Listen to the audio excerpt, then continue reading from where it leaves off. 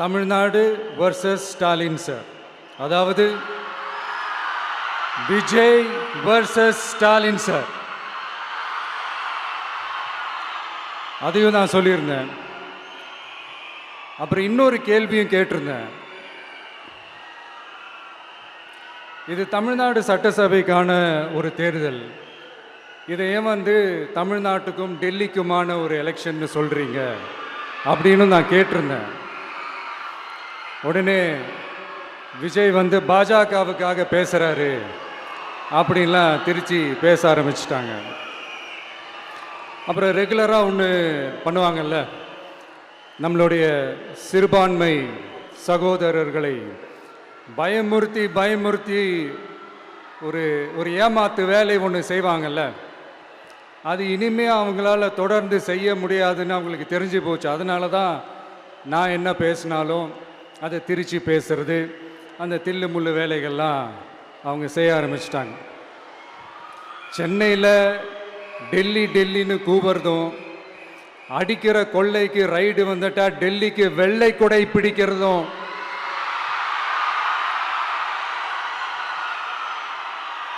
இதெல்லாம் யாருன்னு உங்களுக்கே நல்லா தெரியும். தமிழ்நாட்டை காப்பாற்றுறது திமுக தான், தமிழ்நாட்டை பிழைக்க வைக்கிறது திமுக தான், இதெல்லாமே பண்ணுறது திமுக தான், ஸ்டாலின் சார் தான். இதெல்லாம் ஒர்க் அவுட்டே ஆகாது பாஸ்.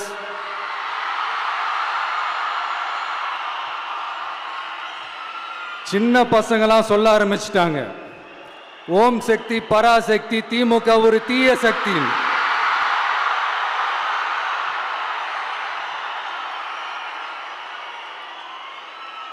அதனால் இந்த தமிழ்நாடு இன்னொன்று வேற ஒன்று சொல்கிறாங்க. அது என்னடான்னா, தமிழ்நாட்டு அணி டெல்லி அணியா. கிரிக்கெட்டில் கூட தமிழ்நாட்டு அணியை டெல்லி அணியால் தொட்டு கூட பார்க்க முடியாது.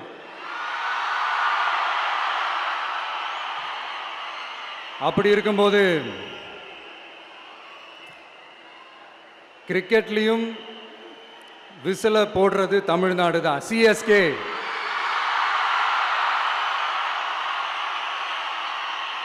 வரப்போற எலெக்ஷன்லயும் விசில போட போறது நம்ம டிவிக்கே தான். தமிழ்நாடு தான் டிவிக்கே தான் தமிழ்நாடு. இந்த அணி அந்த அணி டெல்லி அணி இதெல்லாம் அனைத்தும் உடைஞ்சி நொறுங்கும், டிவிக்கே அடிச்சு நொறுக்கும்.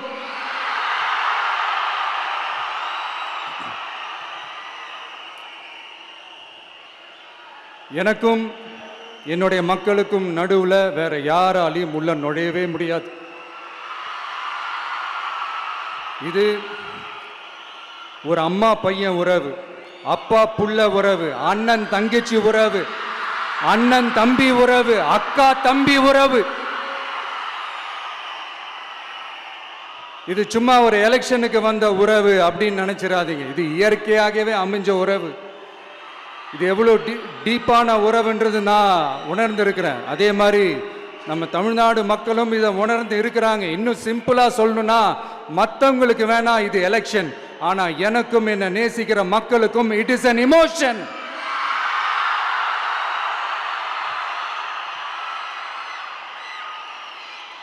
And it is not an ordinary emotion. It is a powerful oceanic emotion.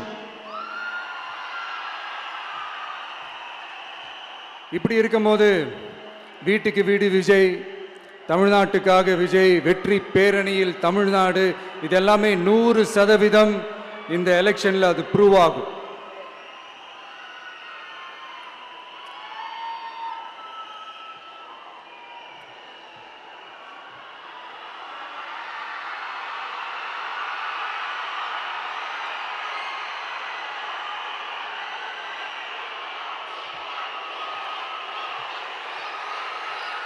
நீங்க எல்லாரும் எனக்கு இன்னொரு உறுதிமொழியை ஒன்று கொடுக்கணும்.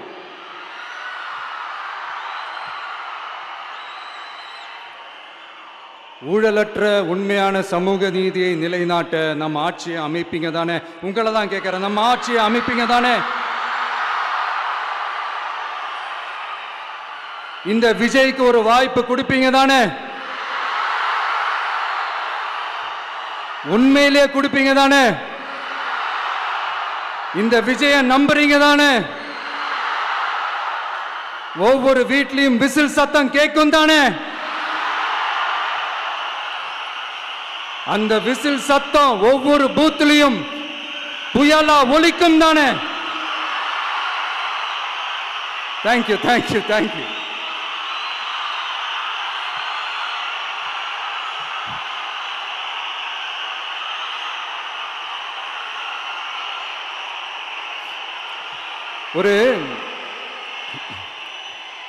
ஒரு டாக்டர் இருக்காருன்னா நாம் எப்போ அவரை பற்றி யோசிப்போம்? இப்போ நமக்கு ஏதாவது உடம்பு சரியில்லை அப்படின்னா அவரை யோசிப்போம், அவர் ஞாபகம் வரும். அது மாதிரி நமக்கு ஏதாவது ஒரு பிரச்சனை அப்படின்னா ஒரு வக்கீலை தேடிப்போம், அவர் ஞாபகத்துக்கு வருவார். இது மனித இயல்பு. அந்தந்த பிரச்சனை வரும்போது நம்ம அவங்கவுங்கள தேடி போவோம். ஆனால் ஆன் அ டெய்லி பேசிஸ் நம்ம சும்மா சாப்பிடும் போது கூட நம்மளை அறியாமல் ஒருத்தவங்களை பற்றி நினைப்போம், நம்மளை அறியாமல் அவங்களுக்கு நாம் நன்றி சொல்லுவோம். அந்த மதிப்பிற்குரிய அந்த மனிதர்கள் வேற யாரும் இல்லை, விவசாயி விவசாயி விவசாயி.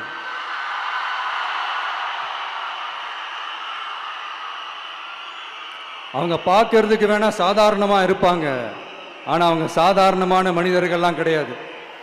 இந்த உலகத்தையும் மனிதர்களையும் படைச்சது கடவுள்னு சொல்லுவாங்க, ஆனால் அந்த கடவுளுக்கே படையல் போடுற உயர்ந்த மனிதர்கள் தான் நம்ம விவசாயிகள். இந்த பூமியில உயிர் இருக்குது, இந்த பூமியில பூ பூக்கும், காய் காய்க்கும், பூத்து குலுங்கும்னு இந்த பூமியை அழகா காட்டி இந்த பூமியை சாமி ஆக்கிறதுல இயற்கையோட சேர்ந்து நம்ம விவசாயிகளுக்கும் ஒரு முக்கிய பங்கு ஒன்று இருக்குது. அதனால நான் ஏதோ ஓவரா ஏதோ சொல்றேன்னு நினைக்காதீங்க. எனக்கு இந்த அடுத்த ஜென்மம் மறுபிறவியை பற்றியெல்லாம் எனக்கு தெரியாது. அது உண்மை அப்படின்னா அடுத்த ஜென்மத்தில் நான் ஒரு விவசாயி குடும்பத்தில் பிறக்கணும்னு ஆசைப்படுறேன்.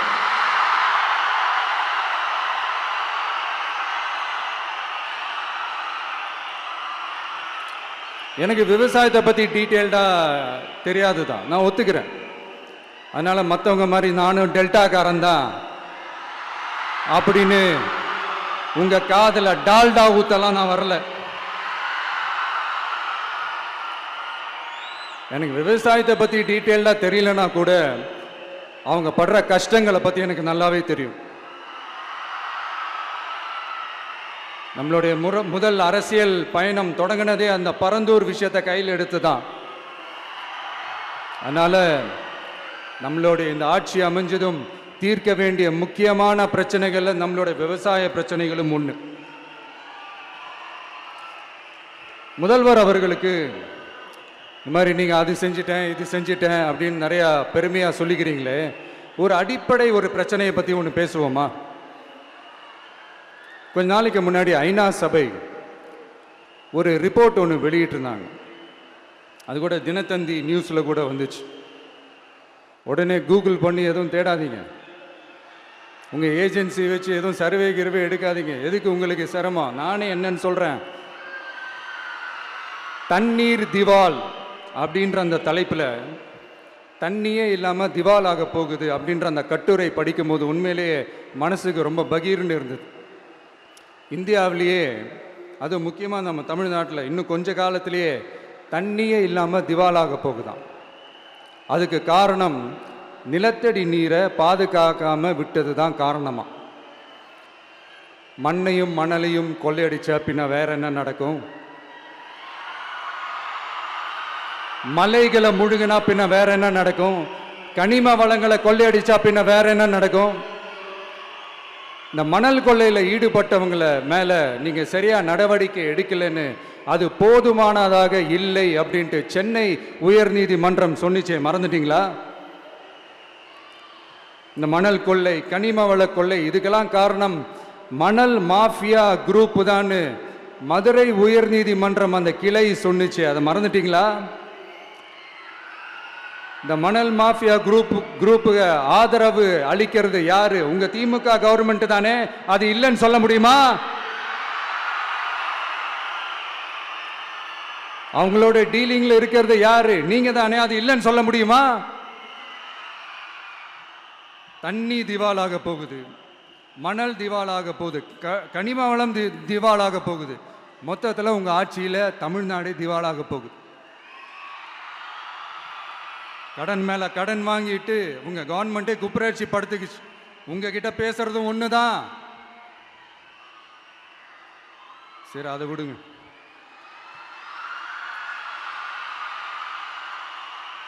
நம்ம விவசாயிகள் கஷ்டப்பட்டு விளைய வச்ச அந்த நெல்லெல்லாம் மழையில் நனைஞ்சி வீணா போச்சே. டெல்டாக்காரன்னு சொல்லிக்கிற நீங்கள் அதை எதாவது கவனிச்சிங்களா?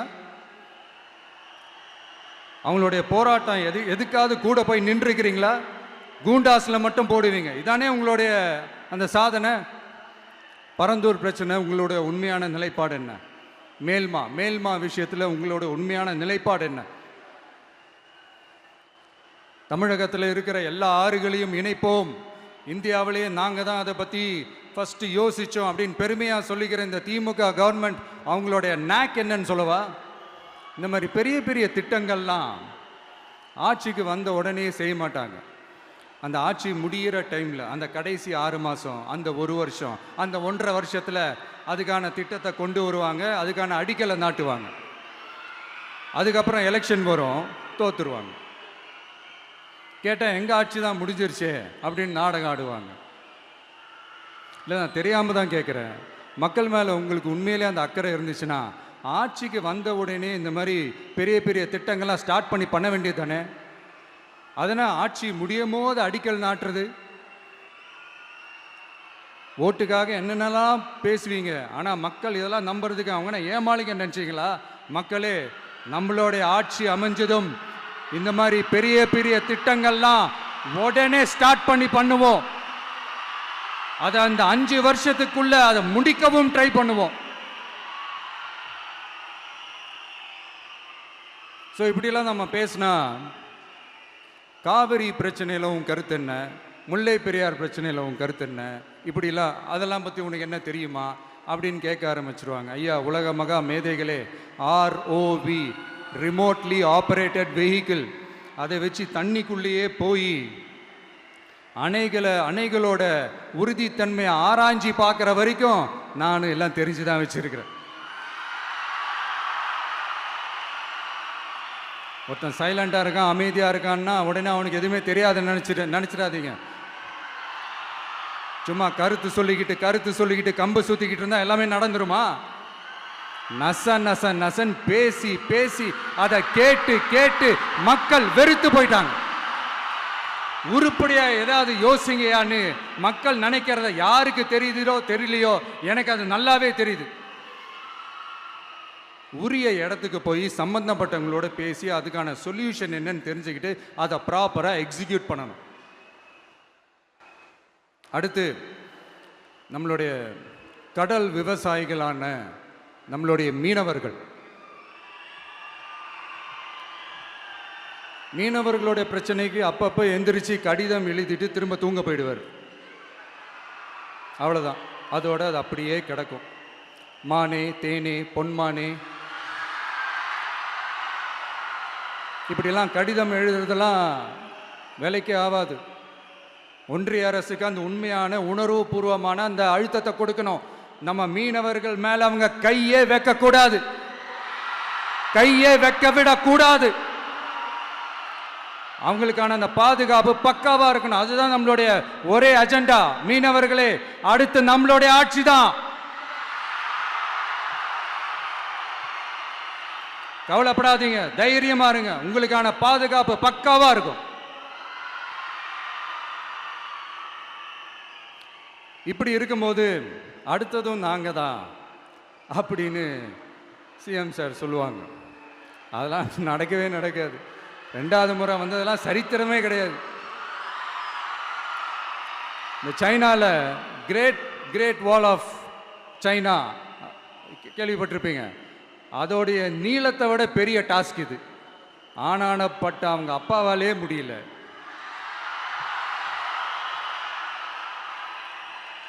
நான் முன்னாடியே சொன்ன மாதிரி உரிய இடத்துக்கு போய் சம்மந்தப்பட்டவங்களோட பேசி அதுக்கான சொல்யூஷன் என்னன்னு தெரிஞ்சுக்கிட்டு அதை எக்ஸிக்யூட் பண்ணுறது தான் ஒரு தெளிவான அரசியல். சும்மா ஆறுதல் சொல்கிறதெல்லாம் தெளிவான அரசியல்லாம் கிடையாது. அதெல்லாம் ஒரு ஹம்பக் அரசியல். அரசியலுக்கு வந்துட்டா கலெக்ஷன் பார்க்கலாம் அப்படின்றதெல்லாம் அரசியல் கிடையாது. உண்மையிலே மக்களுக்கான அந்த உழைப்பு இருக்கணும். அதனால தான் நாம் அரசியலுக்கு வந்திருக்கிறோம். இது எதிரிங்களுக்கு நல்லாவே தெரியும். அதனால தான் நம்மளை சுற்றி அத்தனை சதிகள். அதில் முக்கியமான சதி என்ன தெரியுமா? ஏய் இதை பாரு, ஒன்று நீ இல்லைனா நான் இல்லைனா நீ இல்லைனா நான். நமக்குள்ள வேற எவனும் நடுவில் வந்துடக்கூடாது. நாம 2 பேரால மட்டும்தான் மக்களை ஈஸியா ஏமாத்த முடியும். இந்த விஜய் வந்ததுனால நமக்கு பொழப்பே போச்சு. மக்கள் வேற அவனை தான் நம்புறாங்க.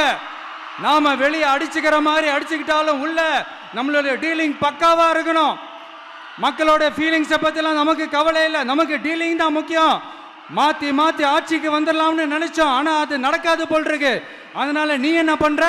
எஸ்ஓபின்னு போட்டு ஒரு பக்கம் அவனை தடுத்துரு, இன்னொரு பக்கம் அவன் மேல பழி போட்டு நானும் தடுத்துறேன். என்ன ஓகேவா? டீலிங் ஓகேவா? ஓவர்.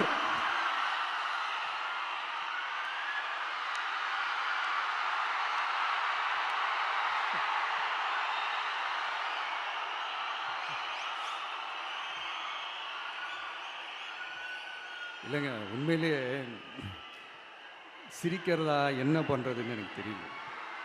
உண்மையிலே இப்படி தான் இருக்கு அவங்க டீலிங்லாம்.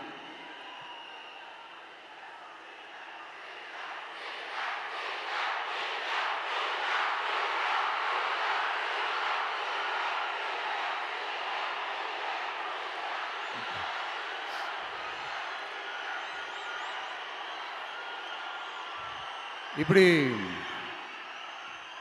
பழி மேலே பழி போட்டு கரூரில் ஆரம்பித்து நம்ம ஜனநாயகன் படம் ரிலீஸ் வரைக்கும்.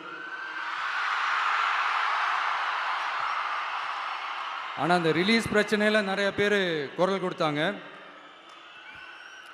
முக்கியமாக நம்மளுடைய முதல்வர் அவர்கள் கூட பூசி மொழிகி பட்டும் படாமல் குரல் கொடுத்தாங்க. But what ever it is, குரல் கொடுத்த அவங்களுக்கும் மற்றவங்க எல்லாருக்கும் இந்த நேரத்தில் என்னுடைய நன்றியை தெரிவிச்சுக்கிறேன். இப்படி நாம் வெளிப்படையாக பேசுறதுனால சிஎம் சாரோட மனநிலை இப்போ எப்படி இருக்கும் தெரியுமா? ஏற்கனவே கட்சிக்காரங்க தொல்லை தாங்க முடியல, தூங்க விட மாட்டேறாங்க. இந்த விஜயும் வந்து தூங்க விட மாட்டான். நம்ம பாட்டுக்கு ஹைவேல சைக்கிளில் சோலாவா போலான்னு நினைச்சோம். இவன் நாடானா மக்கள் சக்தியோட வந்துட்டு இருக்கான். இவன் தான் கேள்வி கேட்கறான்னு பார்த்தா மக்களையும் கேள்வி கேட்க வைக்கிறான். 1000 ரூபாய் கொடுத்துட்டு இருந்தோம், 5000 ரூபாய் கொடுத்து ஏமாத்தலான்னு பார்த்தா அதையும் கேள்வி கேட்க வைக்கிறான். விசில் சத்தம் வேற விண்ண முட்டுது. கூட்டணி கட்சிகள் தொல்லை வேற தாங்க முடியல.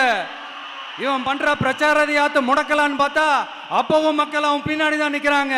என்ன பண்றது ஏது பண்றதுன்னு தெரியாத ஒரு மனநிலையில இருப்பாரு. ஆனா சார், நீங்க இந்த விஜயம் முடக்கலாம். ஆனா ஒவ்வொரு வீட்டில் இருக்கிற ஒவ்வொரு விஜயையும் உங்களால முடக்கவே முடியாது.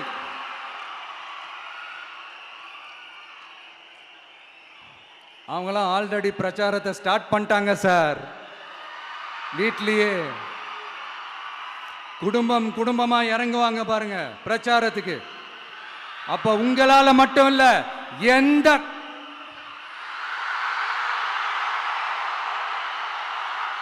யாராலையும் தடுக்க முடியாது.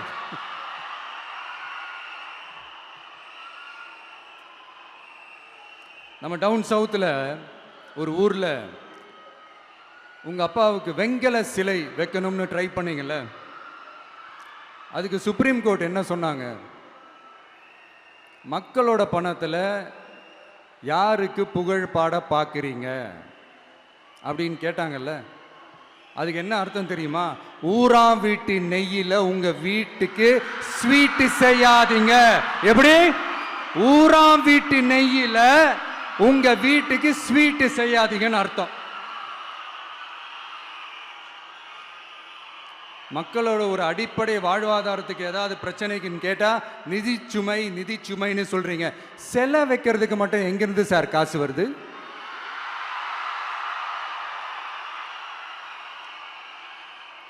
முதல்ல மக்களுக்கு அந்த சோறுக்கு வழி பாருங்க சார்.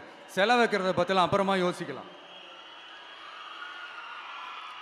கேஸ் சிலிண்டருக்கு மானியமா 100 ரூபா தரேன்னு சொன்னீங்களே, என்னாச்சு? கரும்புக்கு ஆதார விலையா 4000 ரூபா தரேன்னு சொன்னீங்களே, என்னாச்சு? ரொம்ப நாள் கல்யாணமே ஆகாம இருக்கிற பெண்களுக்கு அவங்களுடைய கல்வி தகுதிக்கு ஏற்ப அரசு வேலை கொடுப்போம்னு சொன்னீங்களே, என்னாச்சு? இதெல்லாம் வெறும் சாம்பிள் தான். இதோட ஹைலைட் ஒன்று இருக்கு. மாநில அரசால முடியவே முடியாதுன்னு தெரிஞ்சுக்கிட்டோம், நாங்க வந்தா நீட்டை ஒழிப்போம். ஆகா ஆகா ஆகா ஆகா, எவ்வளவு பெரிய ஒரு மோசடி இது! கேட்டா நாங்க தான் முன்மாதிரி ஆட்சின்னு சொல்லுவாங்க. மோசடி ஆட்சி. மோசமானவங்களே முக்கியமானவங்க கேள்விப்பட்டிருக்கிறீங்களா? அந்த மாதிரி மோசடி ஆட்சியிலே முக்கியமான ஆட்சி இந்த திமுக ஆட்சி. மக்களே, மக்களை நேசிக்கிற விஜய் வேணுமா? மக்கள் விரோத ஆட்சி நடத்துற ஸ்டாலின் சார் வேணுமா?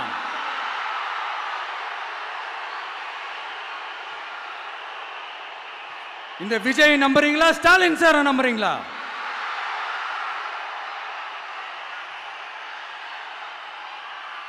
இந்த சத்தத்துக்கு அர்த்தம் தெரியுமா சார்? ஸ்டாலின் தொடரட்டும் அப்படின்னு அர்த்தம் கிடையாது. தீய சக்தி திமுக ஆட்சி மறையட்டும், தூய சக்தி டிவிகே ஆட்சி வரட்டும். நானும் உதிக்கட்டும்னு சொல்லாம்னு நினைச்சேன், பார்த்தா அதை வேற திருச்சி பேச ஆரம்பிச்சிருவாங்க. திருநெல்வேலியில், நாங்குநேரியில் இப்போ ரீசெண்டாக ஒரே லைனில் சொல்லணும்னா, நம்ம நண்பர் ஒருத்தர் ட்வீட் போட்டிருந்தாரு, அதையே சொல்கிறேன். ஸ்டாலின் தொடரட்டும், சட்டம் ஒழுங்கு சந்தி சிரிக்கட்டும். இதுதான் அந்த பிரச்சனைக்கு ஒரே லைன்.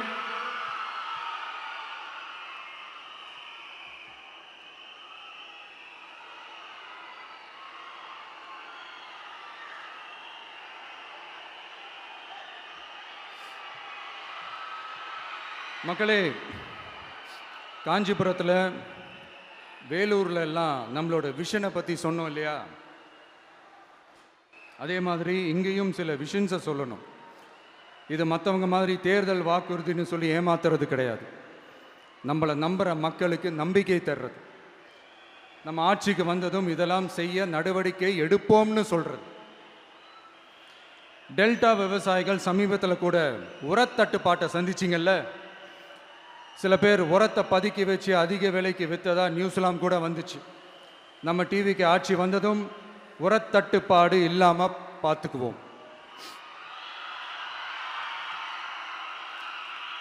5 ஏக்கர் வரை நிலமுள்ள விவசாயிகள் வேளாண் கூட்டுறவு வங்கிகளில் வாங்கிய பயிர் கடன் முழுமையாக ரத்து செய்வதற்கும், 5 ஏக்கருக்கு மேல் உள்ள விவசாயிகள் வேளாண் கூட்டுறவு வங்கிகளில் வாங்கிய பயிர்க்கடன் 50% வரை ரத்து செய்வதற்கான சாத்திய கூறுகளை ஆராய்ந்து உறுதியாக நடவடிக்கை எடுப்போம். திமுக மாதிரி எல்லாருக்கும்னு சொல்லிட்டு அதுல தகுதி ஃபிக்ஸ் பண்ணி பாகுபாடு காட்டி ஏமாற்ற மாட்டோம். எல்லாத்தையும் வெளிப்படையாக சொல்லுவோம். 2 ஏக்கர் வரை நிலமுள்ள விவசாயிகள் மற்றும் நிலமற்றவர்கள் குடும்பத்தில் யாரும் மாநில மற்றும் ஒன்றிய அரசு ஊழியராக இல்லாமல் இருக்கும் பட்சத்தில் அவர்களின் குழந்தைகளின் பொறியியல் மற்றும் மருத்துவம் உள்ளிட்ட தொழிற்கல்வி முதல் அனைத்து வகை படிப்புகளுக்குமான முழு செலவையும் அரசே ஏற்கும்.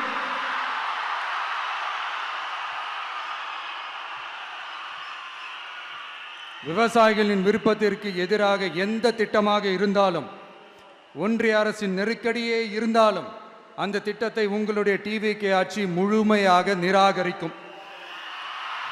எப்போதும் விவசாயிகளின் பக்கமே நம் ஆட்சி நிற்கும்.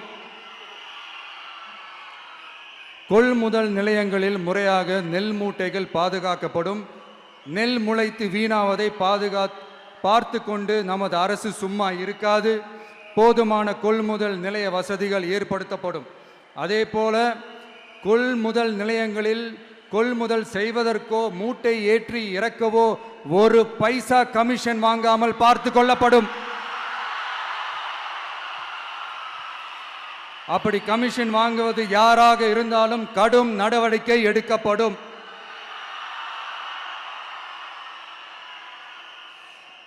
ஐநூறு ரேஷன் கார்டுகளுக்கு ஒரு ரேஷன் கடை என்ற வரையறை நிர்ணயிக்கப்படும். கிராமங்களிலும் எடையாளர் நியமிக்கப்படுவார். பெண் விற்பனையாளருக்கு பெண் எடையாளர், ஆண் விற்பனையாளருக்கு ஆண் எடையாளர் என்பது பின்பற்றப்படும்.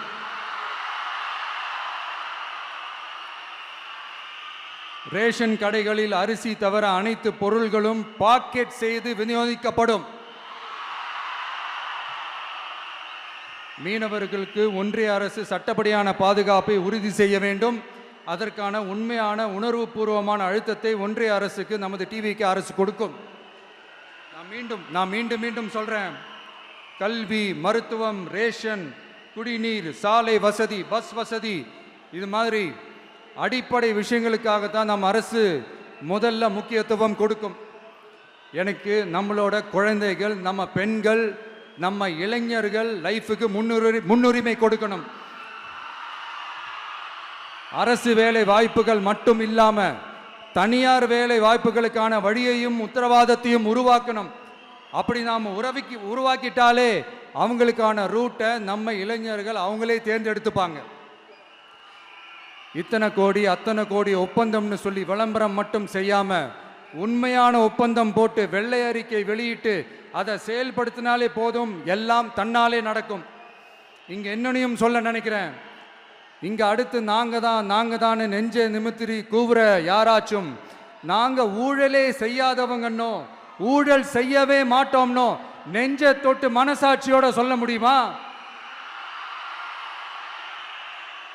ஆனா நாம இன்னைக்கு இல்ல, ஆட்சிக்கு வந்ததுக்கு அப்புறமும் ஓப்பனா தில்லா கட்ஸா சொல்லுவோம், ஊழல் லஞ்சம் இல்லாத ஒரு ஆட்சியை கொடுக்க உண்மையா ட்ரை பண்ணாலே போதும், எல்லாம் தன்னாலே நல்லா நடக்கும். எல்லாரும் கொஞ்சம் கை இப்படி வைங்களேன். எங்க ஓட்டு எங்க உரிமை, எங்களை யாரும் விலைக்கு வாங்க முடியாது. எங்க ஓட்டு விசில் சின்னத்துக்கு தான். யாரையும் நம்பி ஏமாற மாட்டோம். எங்க வார்த்தையிலிருந்து மாற மாட்டோம். இது நிஜம். தேங்க்யூ.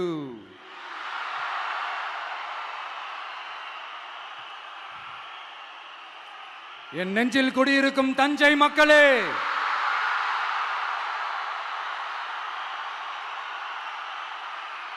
என் நெஞ்சில் குடியிருக்கும் வேலூர் மக்களே,